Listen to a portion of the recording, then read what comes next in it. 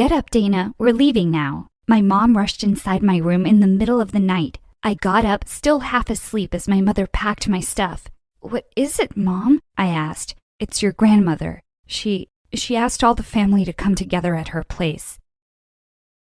Everyone was holding back tears. We all got emotional. That is, everyone but my mom. My mom seemed impatient, always looking away. I didn't want to think about it at the time, but she looked almost excited. She acted proper enough in front of family, but once we got home, she went insane. She started smashing things and slamming doors. I went to try to calm her down, but was immediately to regret it. She told me that I was going to take all of my stuff and move into the basement. Our basement wasn't even finished, so I just moved a basket of my clothes and some sleeping stuff on the cold, wet cement flooring. When dinner came, she refused to let me sit at the table with her and Daniel. After they would have finished eating, Daniel brought me down some of their leftovers. It was just some half-eaten chicken wings and cold mashed potatoes. He told me that he was sorry and gave me a hug. Before he could comfort me, our mom yelled at him to come upstairs before he had to sleep on the basement floor with me. I thought she was just angry about something that happened at the party, so I waited a few days before asking her if I could move back into my room. She got all offended, saying I was so greedy. That's when she let me know that Daniel was moving into my room because it was bigger. "So what?" I asked. "I'm just supposed to move my stuff into Daniel's room?" She gave an evil chuckle and laughed a bit. "No, actually, I was thinking about turning it into an office. You seem to be doing fine in the basement," she stated. I was waiting for her to say it was a joke, but she was dead serious. She even started painting my walls with colors she knew I hated. I argued with her that the basement was cold and covered in mold and bugs. She said that I needed to contribute more to her life, to give in to her demands.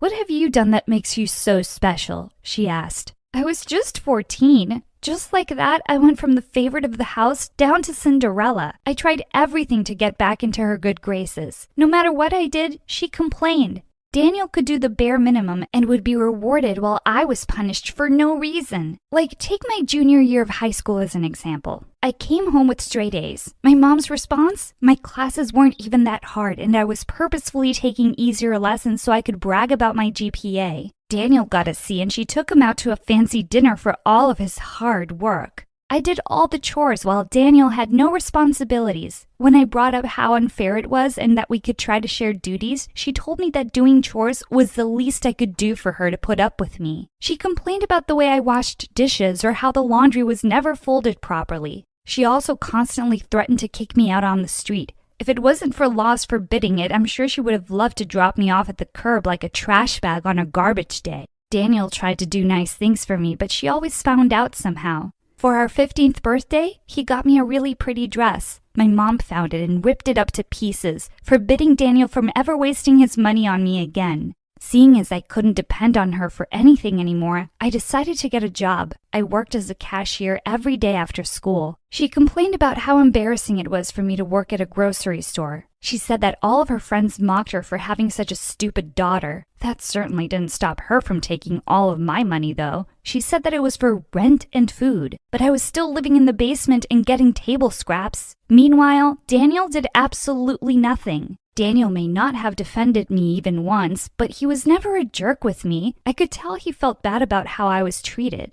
He snuck me doggy bags from restaurants, and even though our mom forbade it, he would sneak me little gifts like chocolate or stickers. He was trying his best not to get on her bad side, and I didn't resent him. In fact, he was my best friend. I'll admit it, I was a little jealous of his life at first. One day, I came home from my shift to an empty house. I knew Daniel had arrived earlier, but it was nearly midnight and highly unusual for no one to be home. Around 3 a.m., my mom showed up, and she was in the worst state I had ever seen. I asked her what was wrong, and she chucked a vase at me. "It should have been you," she screamed before running up to her room. I decided to call up Daniel to see if he knew what was wrong. A couple of rings later, I heard a voice, but it wasn't Daniel's. The woman on the phone explained that Daniel wasn't able to talk right now. He was currently in the hospital because he'd been in a horrible accident. I immediately took the bus there to go and stay with him, angry that my mom told me nothing. He was in surgery for hours. I even fell asleep in the waiting room. A doctor woke me up and had a very grave look on her face.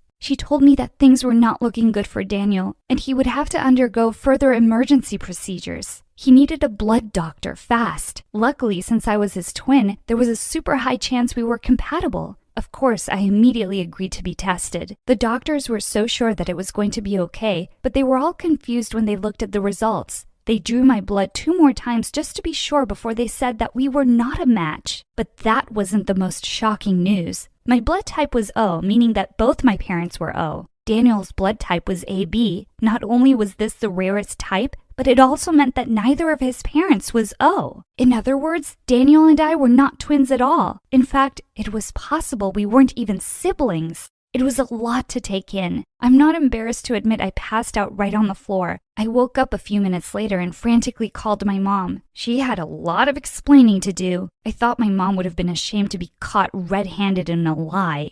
She just shrugged and said, "Oops, yeah, I forgot to tell you that you were adopted." I was in tears, but she couldn't care less. She told me to stop being a drama queen and have consideration for her feelings as her son was in danger and she was overly stressed. I argued that he was my brother and I had the right to be confused. Her response? "That charade is up to you, Dana. We both know he is not your brother." She even had the audacity to complain that I couldn't even donate blood, like it was a choice. I ran out of the hospital crying hysterically and went straight home. I did not sleep, though. Instead, I picked up a few of my things and ran away. I always thought that being kicked out of the house was the worst thing that could have happened to me.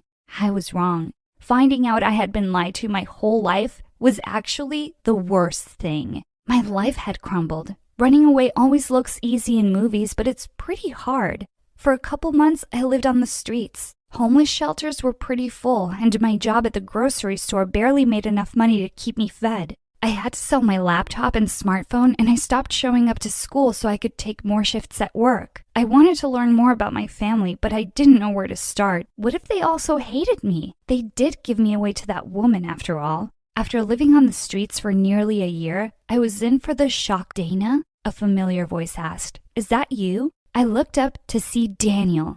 He was limping a little bit and still in physical therapy, but he was alive. I felt horrible that I had ran away like that and never checked in on him. I started to apologize when he pulled me close and hugged me. He explained how he missed me so much and tried to call all the time. He also said that our mom told him quite a horrible tale. See, our mom told him that I ran away because I said I didn't want to give anything to him. She told him that I didn't care if Daniel lived or died. He also said that he knew it wasn't true, but he only just got out of the hospital the other week. I didn't know if it was the right thing to do, but I explained what really happened. I was surprised to see that he wasn't shocked at all. You knew I wasn't your twin this whole time?" He begged me to let him explain, but I was already running away in the other direction. When I showed up to my shift at the grocery store, my boss let me know that someone left me an envelope. I opened it and saw that it was from Daniel. He gave me around $500 cash and an address. He instructed me to buy a ticket and visit the address, and they could explain everything. $500 was a lot of money, especially for someone living in a cardboard box on the side of the road. My mind debated simply using the money for a security deposit on an apartment. For all I knew, my mother had left the envelope and wanted to send me far away from her and Daniel. Now, don't judge me for what I'm about to tell you. I decided to take the money and go on this wild goose chase to nowhere. I took a week off and booked my train there. It was about 9 hours of travel. I arrived at the address around 9 a.m. and decided to knock at the door. A woman answered the door and immediately looked uncomfortable. I recognized her as one of my cousins who had sometimes visited my grandmother. She shifted on her feet uncomfortably and asked what I was doing there. I explained everything that I had heard, and she told me that she didn't want to get involved and tried to slam the door in my face. I stopped her and asked her what she was hiding. She explained that she was my mother, like my birth mother. She was my mom's sister and Daniel's aunt. She had wanted to put me up for adoption, so my grandmother stepped in. She did not want me adopted out to some strange family. Instead, she convinced my mom to adopt me. I had so many more questions, but the woman simply said that that was all she knew. That's how I ended up with my mom. She and Daniel were actually my cousins. She said that she chose to get rid of me years ago and never regretted it. My real mother told me that she, unfortunately, had no interest in me, but she would do the right thing and pay for my ride back. I was devastated. It was bad enough to have one mother who hated me, but now I had two. When I got back home, I decided to confront the woman who raised me about everything. If she didn't want a daughter, she should have left me be put up for adoption. Daniel was excited to see me, but she was absolutely livid. She tried to close the door in my face, but I told her that showed me at least an explanation for all the lying. I don't owe you anything, Dana, she sneered, so leave my house. I deserve an explanation, I yelled. You want an explanation? You'll get one, she shouted back. I was tricked into taking you. You took everything from me. Apparently, my grandmother told her that if she took me in, she would make some changes to her will. My mom was a single mother struggling to support Daniel, and my grandmother was very rich. She thought that the changes in the will would get her rich. At my grandmother's party, she found out that she actually left everything to me. Even Daniel was shocked to hear this. She even left me with a generous trust fund for a goodbye gift. I never saw a dime of it. She felt like she wasted her time raising me for nothing but stress. She was jealous that I would get to live rich and fancy while she slaved away by raising a kid that wasn't even her own. I screamed at her about how selfish she was. All she cared about was money, while all I wanted was family. I had never felt so betrayed, and I bolted out the door.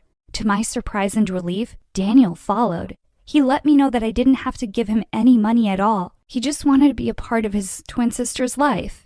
I got in touch with a lawyer and gained access to my trust fund. I am literally a millionaire now. If my mother had just treated me properly, then I would have happily shared it with her. Last I saw, her house got foreclosed on, and Daniel doesn't even talk to her anymore. I was able to afford to move Daniel and I out with my grandmother. She knew nothing about the drama in our lives and thought I had simply ditched her after gaining access to the account. We all live together now, in a huge mansion in a tropical region. I never imagined I would get to trade a moldy basement floor for a luxurious room with a view of the sea. But I guess anything is possible with family at your side. Family at your side.